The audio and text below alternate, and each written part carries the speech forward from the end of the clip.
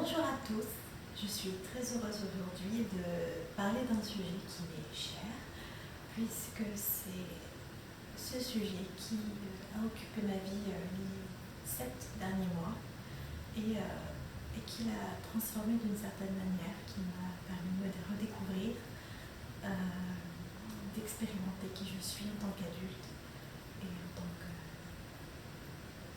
ce que j'ai envie de faire, on va dire, dans mon futur. Donc voilà, je vous laisse écouter la suite. En tout cas, cette vidéo se destine à toute personne qui souhaite commencer la danse classique et qui n'est pas à un âge, on va dire, enfant ou début d'adolescence. On va dire que ça pourrait commencer à partir de 15 ans, on va dire. En dessous, ça reste encore très jeune, on peut encore faire plein de choses. Qui souhaite donc commencer la danse classique, qui en a toujours rêvé, en tout cas qui a toujours pensé en faire, mais qui n'a pas eu l'occasion d'en faire, parce qu'une personne qui n'avait pas les moyens de le faire, par exemple, financièrement, ou parce que les parents ne voulaient pas, parce que ce soit tellement, j'en sais rien. Et qui décide, en tant qu'adulte, jeune adulte, senior, peu importe, de s'y mettre. Et c'est une chose que je ne peux que encourager. Et voilà, je vais vous dire ensuite pourquoi. Donc, restez ici, écoutez la suite. Et voilà, je vous laisse découvrir ce que je vais vous dire en espérant vraiment que ça vous aidera à prendre votre décision dans le bon sens. Donc, moi, j'ai 22 ans. Je n'ai jamais vraiment fait de danse classique. Je parlerai surtout dans une autre vidéo de pourquoi j'ai décidé d'en faire cette année-là, comment je me suis mise là-dedans. Et voilà, j'ai déjà fait de la danse, mais ce n'était pas du tout dans le même contexte, ça ne demandait pas du tout le même investissement. Donc, les seules choses que je pourrais dire qui m'ont avantagée par rapport à quelqu'un d'autre, c'est que j'ai une certaine habilité à la danse, une certaine aptitude là-dedans. Et la deuxième chose est que j'ai travaillé ma souplesse quand j'avais 12-13 ans pour avoir tous mes grands écarts de 3. Et du coup, ma souplesse de manière générale, et que de cette manière, ça m'a énormément aidé pour progresser rapidement. Donc, j'essaierai de vous montrer ensuite en vidéo les progrès que j'ai fait au fur et à mesure. Mais voilà, ce que je veux dire un peu en avertissement, c'est que ça ne sera peut-être pas la même chose pour vous. Vous avez peut-être mis plus de temps pour certaines choses, vous arriverez peut-être plus facilement à certaines autres choses parce que ça dépend de la génétique, ça dépend de l'investissement que vous mettez dedans, ça dépend de votre habilité, ça dépend du temps durant lequel vous pratiquez, comment vous faites quel exercice, ça dépend de plein de choses. Donc voilà, on n'est pas égaux là-dessus, ça c'est sûr, et à temps égal passer deux personnes n'ont pas du tout le même résultat. Donc voilà, c'est un premier avertissement. Ensuite, ce que je peux vous dire, c'est quels sont, entre guillemets, mes conseils, qu'est-ce que j'ai fait moi pour débuter au début. Donc, les premières séances, j'ai laissé par exemple pour ma tenue, c'était vraiment une tenue de sport classique, un t-shirt, un pantalon sur vêtements, et j'avais une paire de chaussons de danse que j'avais acheté à bas prix, je sais pas si c'était à Go Sport ou Decathlon, mais il y a longtemps, et je les ai ressortis de mon armoire, mais qui n'étaient vraiment pas de bonne qualité, pas vraiment adaptés à ma taille. Et donc j'ai dû pratiquer peut-être 3 semaines avec ça, et j'ai switché ensuite, j'ai fait une commande Revetto. Et voilà, je ne recommande pas ça, je vous recommande d'investir dès le début, en tout cas si vous souhaitez un peu mettre de temps, donc c'était vraiment ce que vous avez envie de faire, d'investir dans une vraie bonne paire de demi-pointe, tout simplement, pas vous mettre des bâtons dans les roues, déjà parce que vous apprendrez mieux à placer votre pied avec une bonne paire de chaussons, vous travaillerez donc mieux et surtout vous éviterez de faire des lésions qui seront inutiles, qui ne feraient que vous désavantager et peut-être vous empêcher de danser mieux après, ou même vous empêcher de danser plus court. Donc je vous conseillerais d'investir dans une vraie bonne paire de chaussons. Vous n'êtes pas obligé d'acheter des Repetto, si vous êtes français, c'est un peu la marque de référence, honnêtement, pour l'avoir testé, je trouve que c'est une marque extraordinaire. tu vas avoir le savoir-faire français, donc tant qu'on fait, autant le faire. Mais voilà, si vous n'avez pas les moyens de le faire, c'est pas grave. Mais essayez quand même de trouver une paire de chaussons d'à peu près bonne qualité. C'est vraiment la seule chose, je trouve, qui est importante quand on est débutant, c'est une bonne paire de chaussons. Et ne pratiquez pas pieds nus en chaussettes. Vous pouvez vous faire très mal. Avec des chaussettes, vous pouvez vraiment vous faire très très mal. Et pieds nus, tout simplement, ça ne laissera sans doute pas. Donc ce sera pas très pratique. Puis les buts de la danse, c'est danser avec des chaussons, la danse classique. Donc autant apprendre comme il faut dès le début. Je pense que même pour les équilibres ou plein de choses. Oh non, je ne recommande pas en tout cas. Je ne conseille pas. Peut-être pour la danse contemporaine, c'est bien, je pense, mais la danse classique, pas. Donc c'est vraiment la première chose, la seule chose essentielle pour moi. Pour le reste, pour l'équipement de base, donc moi je pratique uniquement à la maison. Donc c'est pas forcément mieux pour commencer, je peux comprendre, mais honnêtement, je me suis rendu compte que je préférais suivre des vidéos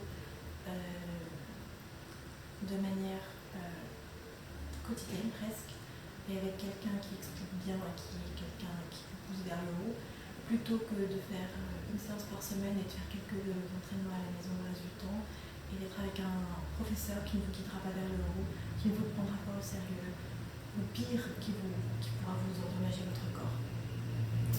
Une des premières choses que je vous demanderais de faire attention, si vous souhaitez commencer la danse, c'est de trouver un professeur qui va comprendre ce que vous voulez faire. Donc si c'est juste de loisir, vous en trouverez. Vous pourrez faire une séance par semaine, vous en trouverez dans pratiquement toutes les grandes villes, c'est proposé.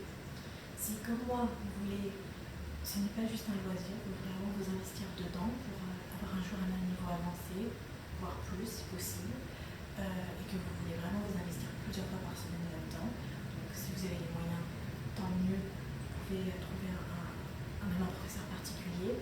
Si vous n'avez pas les moyens, vous pouvez peut-être vous arranger à avoir une séance de temps en temps avec un professeur particulier. Il lui reste du temps à faire comme je vous ai expliqué sur internet.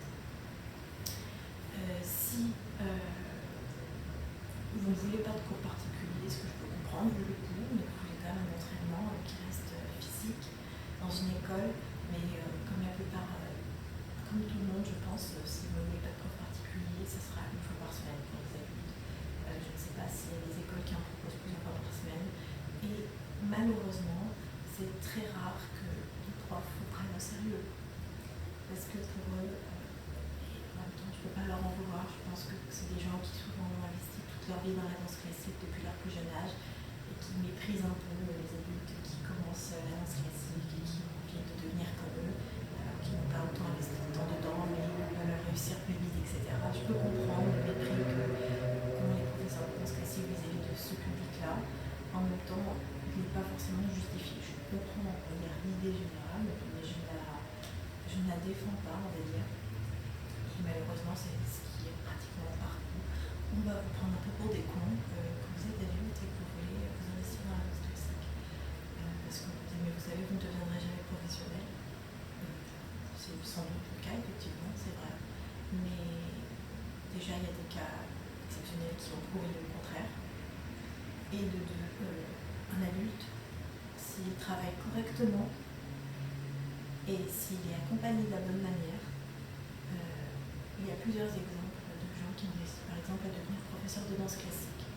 Donc à partir de ce moment-là, si on ne vous prend pas au sérieux, c'est que ce n'est pas un bon prof, il faut changer d'ordre, il faut changer d'école. Deuxième chose, donc, pour le moment, je n'ai suivi que quelques cours en présentiel avec un professeur particulier, que du coup là je vais arrêter pour diverses raisons dont je parlerai plus tard. Mais le reste du temps, j'ai fait uniquement avec des cours sur internet, sur YouTube, dispensés par Catherine Morgan, vous connaissez peut-être, qui est une ancienne danseuse de New York City Ballet.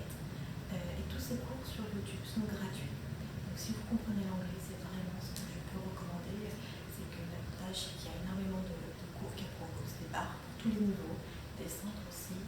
Et pour commencer, c'est vraiment formidable parce que c'est gratuit. Vous pouvez vraiment travailler profondément. C'est vraiment de la vraie longueur dans les cours.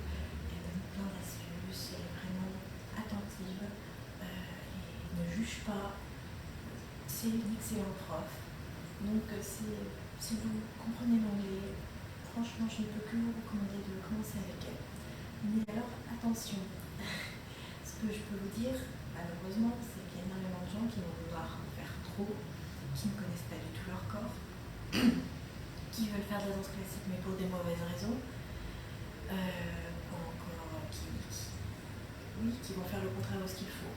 Si vous sentez que vous êtes une de ces personnes, ne faites pas ça. Allez dans un vrai cours, vous serez corrigé et au moins il n'y aura pas d'accident à la maison.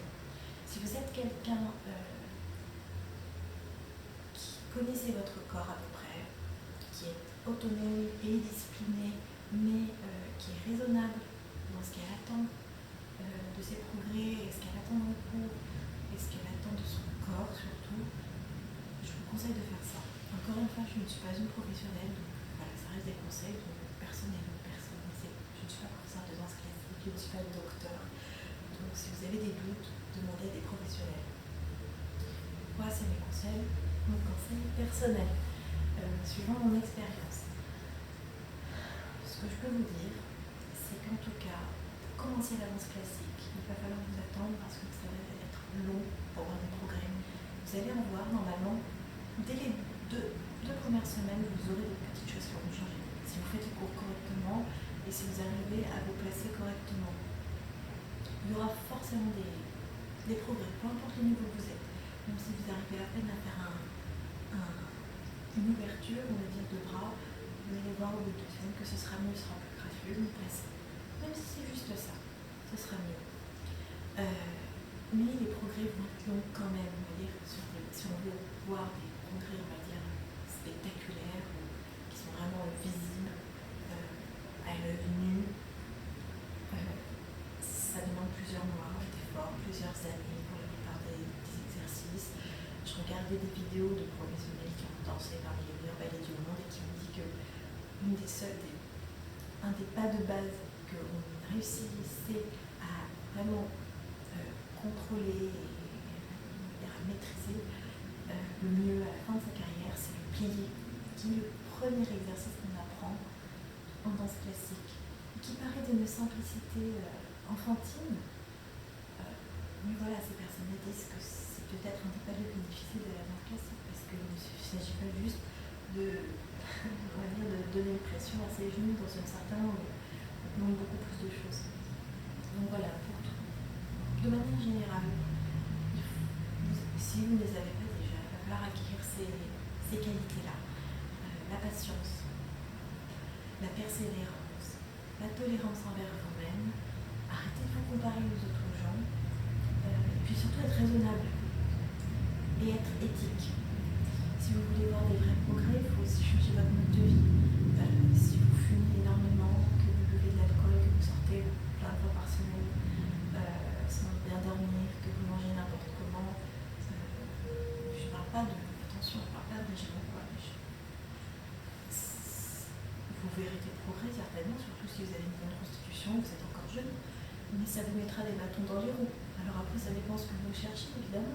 Mais si vous voulez vraiment vous investir dedans, sachez que ce genre de choses ralentira votre progression, en tout cas. Donc en tout cas, pour parler de moi, moi j'ai commencé donc, à raison d'environ 3-4 séances par semaine, d'environ 2 heures, étirement compris. J'ai monté un peu plus à un moment, mais je me suis rendu compte que ça me fatiguait beaucoup trop et que mon corps me récupérait moins. Donc je suis redescendue et donc là aujourd'hui j'en suis à peu près à 4-5 séances par semaine, environ de 2 heures avec les étirements compris. Et je me rends compte que c'est largement suffisant et que comme ça mon corps permet de bien se reposer et d'avoir des progrès aussi. Parce que si on force trop, surtout en débutant, vous ne verrez pas de progrès, vous allez juste être énervé, fatigué, triste et votre corps va être pareil que vous en fait. Donc ne négligez pas le repos. Je pense que 2 jours par semaine, au moins, c'est le minimum en tant que débutant. Si vous voulez que vos muscles se régénèrent, si vous voulez que votre corps puisse se transformer comme on attend de lui, puis selon votre âge, selon votre fatigue, selon votre état de santé, ça se trouve ce sera, vous ne pourrez faire que 2 séances par semaine, que 1 par semaine, et c'est pas grave. Voyez avec un médecin comment vous pouvez faire, si vous pouvez le faire. Renseignez-vous autour de vous. Tout dépendra encore une fois de votre état de santé et de ce que vous attendez de la danse. Vos objectifs ne seront pas les mêmes. En tout cas, pour le matériel, ce que je conseille, donc, évidemment, c'est comme je vous ai dit, des chaussons pour venir s'aider et tout, donc ils sont un peu ça. Donc, c'est les deux pointes qui sont donc en tissu et bimatière, donc avec du cuir en dessous. Donc j'ai trouvé que, moi j'aime vraiment bien en tissu. Alors, il faudrait que je refasse un jour un review si j'en achète des en cuir, mais je pense que ceux-là, l'avantage c'est qu'ils sont lavables à la main. Ceux en cuir, je ne sais pas trop comment ça marche, je vous conseille quand même de prendre ceux-là. Et même s'il y a du cuir dessous, vous pouvez laver à la main. Donc, alors après 7 mois d'exercice, il y a un truc qui est arrivé, mais je pense que je ne peux pas trop critiquer la marque, étant donné l'investissement qu'il y a, les heures de travail derrière. Je pense que c'est correct. Donc j'ai essayé de réparer, je ne sais pas trop ça va venir, peut-être que j'en rachète. Je pense que même quand on est plutôt en 2 paires par an, c'est pas trop si on en fait 5 fois par semaine, 2 heures. Je veux dire, ça ne demande pas beaucoup de choses, et comme je vous ai dit, si vous n'avez vraiment pas de moyens, c'est la seule chose qu'il faudra acheter. Le reste du sport à peu près moulante conviendra parfaitement. Comme matériel, donc moi je m'entraîne avec, donc à la maison avec une chaise. Donc, malheureusement, je ne trouve pas que ce soit idéal parce que la chaise, si elle n'est pas très lourde, elle va bouger, ça peut, vous allez vouloir du coup vous rétablir comme ça ou la rétablir, vous ne pouvez pas vous appuyer sur elle, même s'il ne faut pas trop s'appuyer sur elle, attention, vous n'allez pas pouvoir vous appuyer comme il faut, elle va bouger, ça peut créer, je pense, des problèmes. Donc je ne vous conseille pas la chaise.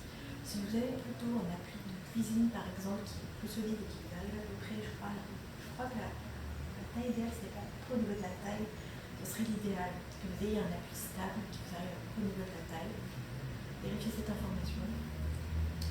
Et idéalement, pour les gens qui ont de la place et qui veulent investir, acheter des barres portatives. Ça, c'est le mieux. Je ne l'ai pas encore fait parce que moi, je sais où est déménager. Quand j'habite à l'étranger actuellement, c'est pas du tout pratique. Mais dès que je suis installée, je ferai ça parce que ce sera ce qu'il y a le mieux. Elles sont faites pour ça. Elles tiendront. Si vous en achetez une de peu près bonne qualité, ce sera bien. Voilà. C'est les 2 choses de base, on va dire. Donc, en tout cas, la seule chose sûre, c'est ça. Et si vous avez la plus stable, c'est bien. Ensuite, si vous voyez que vous avez envie de continuer vraiment, un tapis, vraiment c'est un tapis de yoga, mais un tapis pour vos étirements, ça sera bien, pour protéger votre dos.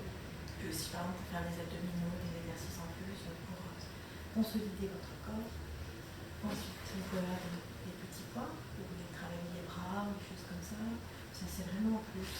Un truc qui est vraiment bien, c'est la bande. Celle-là, je vous montre, mais c'est pas une bonne bande de danseuse classique, c'est une bande pour étirer, mais de sport, par fitness. C'est pas du tout la meilleure pour les danseuses. Normalement, il en faut plus large pour pouvoir que le pied rentre bien dedans. C'est ça, travailler le pied surtout. Donc celle-là n'est pas bonne. Regardez sur internet, normalement, elles sont censées être plus larges et plus fines. Donc voilà, vous voulez juste une bande, mais pas celle-là.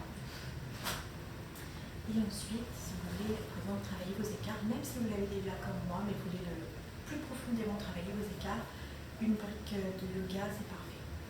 Mais ça, c'est vraiment déjà quand vous êtes machin, on va dire plus dedans.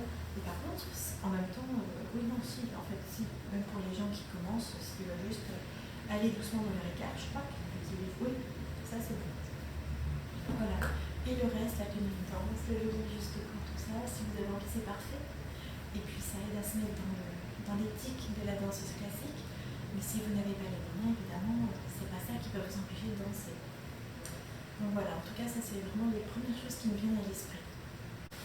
Donc voilà, moi c'est vraiment une sorte de vidéo d'introduction pour vous inciter à faire de la danse classique, que ce soit en ligne si vous êtes autonome et que vous connaissez bien votre corps, donc en français ou en anglais, que ce soit avec un professeur particulier si vous avez les moyens, ou si c'est en groupe de temps en temps et que vous continuez à la maison à vous entraîner.